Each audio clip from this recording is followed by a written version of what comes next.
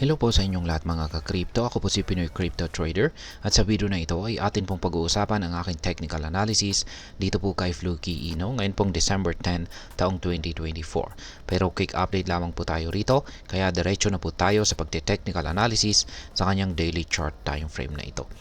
At ayan, base po sa ating indicators dito ay bearish na po ang kalagayan ni Fluky Ino base sa ating Hall Street indicator na ito.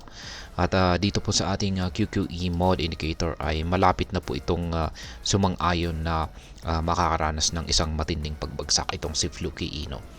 At yan na nga, kahapon ay nagkaroon po tayo ng pagkabasag or pagtagos dito sa nagsisilbing support natin dito sa presyong 24,140. Yan, nabasag na po ito at ngayon ay nagsisilbi na po itong isang minor resistance.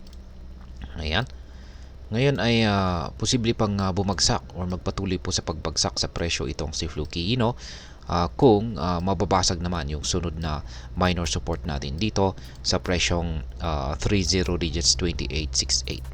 Yan, ito po yung sunod na pipigil po sa pagbagsak ng presyo ni Fluky Ino.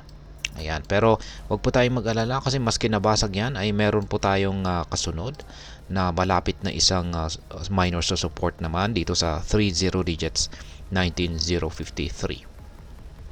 Pero kapag nabasag po yan ay ayan na po yung major support natin dito. Ayan, medyo matigas na po or matigas na po ang major support na ito. At ayan, ngayon ay posible pong mauwi sa pagko-consolidate itong si Fluky Ino kung ayan, kung pag hanggang dito na lamang po siya babagsak.